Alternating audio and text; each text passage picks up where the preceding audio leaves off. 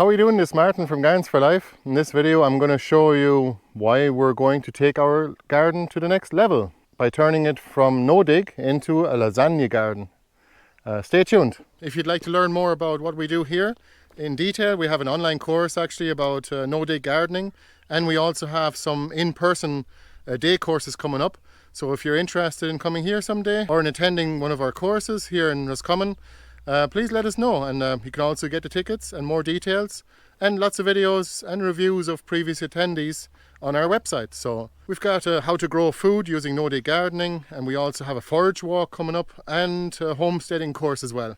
So homesteading introduction, and we always have different courses available, so please keep an eye on our website. Hope to see some of you soon. So this is the garden in question. This is our sun garden because it is in full sun. It is also beside the greenhouse here, so it gets a bit of extra heat from the east side of the garden. And you can see there is quite a few weeds around, especially in this particular area here. There's some thistles and some nettles and some willow herb and all the rest. And we're going to take care of those by taking up most of them. And we are going to add wood chips. You see the wood chips over here? These ones. It's actually a massive pile. We're going to probably use half of that pile to cover all of this entire area here. I think it's about 25 by 5 meters or something like that. So maybe 125 square meters. Which, what's that in? That's about a 20th of maybe a 25th of an acre. But it's quite a respectable growing space, and it's served us very well in the last 3 years we've had it. We used to have beds here with paths, but then we just ended up planting it up completely, especially because I was in a bit of a hurry to get everything planted out last year, because I broke my shoulder bone just in the beginning of the growing season, which didn't help getting everything done. But nevertheless, we did make really good use of this space last year, and grew lots of yacon and some mashwas and ochas and all kinds of tuberous plants, some sunflowers too. You can see one of the mashua plants here, one of our favorite crops. It's actually, the leaves are great for salad greens. Here's an ocha plant also. So, oh yes, I wanted to show you a sunflower that has actually self-seeded. That's great because we haven't actually started any sunflowers yet this year. I don't know if it's not too late. Please let me know in the comments below. Can I still start sunflowers now in mid-June? I wonder. So this garden, we're going to basically remove most of the weeds here that we can, especially the perennials now, that have fairly major roots, and that might come through if we add a layer of wood chips here. Then we're going to get a front loader of a tractor and dump wood chips on here, probably about 4 to 6 inches, and that's going to reduce our maintenance by 99% in the first year, probably 95% in the second year, and then after that, you know, you have to do a bit of weeding. If you stay on top of it though, it can stay really good. It can stay at about I would definitely say 90% reduced weeding, as long as you stay on top of it with the old creeping buttercups.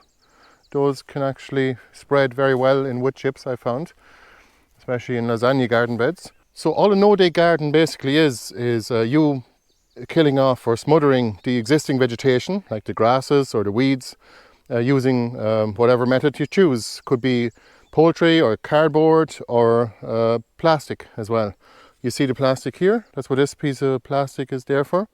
That's a roll of builder's plastic, by the way. I think it's 1000 gauge, that's the thicker one. Definitely better off with it because it'll last you many, many years. And we can simply remove that. I'll just show you. And then add compost. There you go. All the weeds are dead underneath. And we can simply add a layer of compost on top of that, maybe about 4 to 6 inches. And now we're going to be able to take it to the next level by adding a good thick layer of wood chips as well on top of the compost layer. So then we can suppress any weeds coming in by air, like basically seeds just landing on top of your grow spaces and then germinating, which is actually, well, probably 50% of them, I'd say. The other 50% is basically creepers like rhizomes coming in, like scotch grass or creeping buttercup, of course, is the classic example, or even silverweed, which is my own personal bane in terms of how much work I have to put in to get rid of it. Well, the weeds or the grasses coming through from seeds that are on the surface of the soil underneath your compost layer is no longer an issue because there is no conditions for them to germinate. So it's too far. It's just too far from the surface for it to actually get started. But also, you are not digging up up to 100-year-old weed seeds and bringing those to the surface where they'll actually germinate. With no dig, you simply leave the soil structure alone. You can see all the grasses here are going to seed, so we're going to mow those and cut those off. And we're going to cover this entire garden with wood chips. It's going to be awesome. It's going to be basically the second wood chip island, I suppose. For those of you who have seen the wood chip island, it is over there.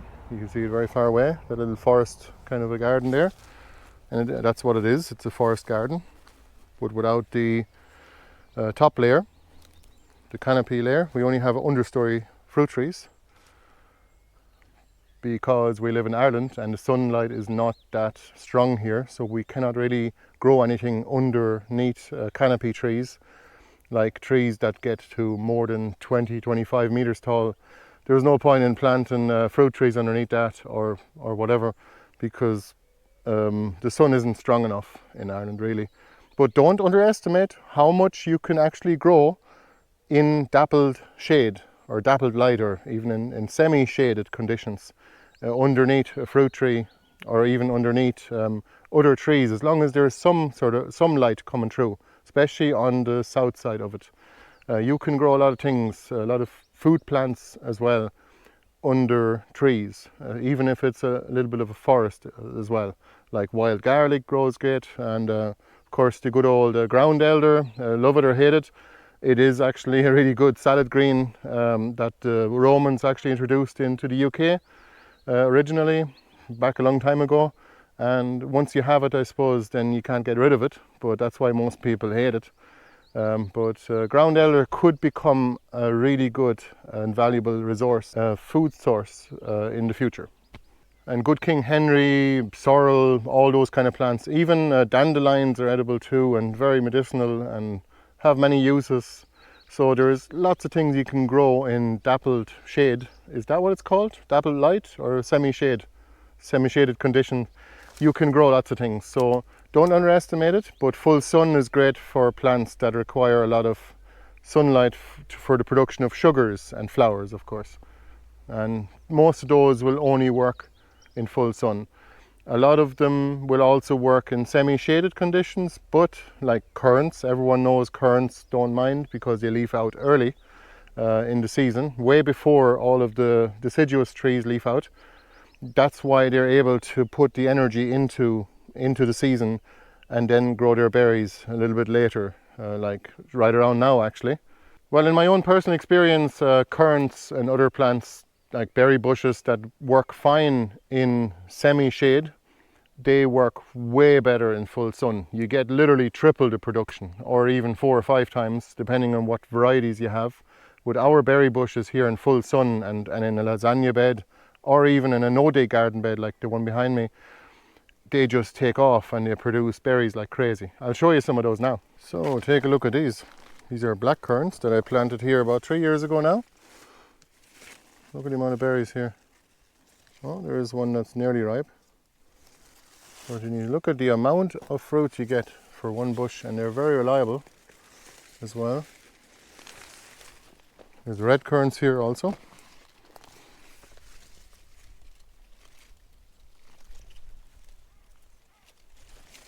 I mean, literally kilos and kilos of berries here just in this one little area.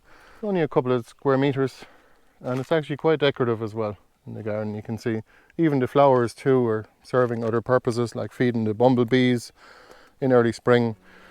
That seems to be their favorite anyway. Black currant, red currant, white currant, pink currant, all the currants and the gooseberries as well, and the raspberries also as well.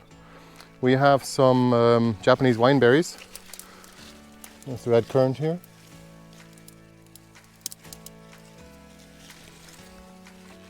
We have Japanese wineberries as well. They're Also really nice to eat, and they produce a lot of nectar for the pollinators. We'll come back to you with an update once we have it done. See you later. Bye bye.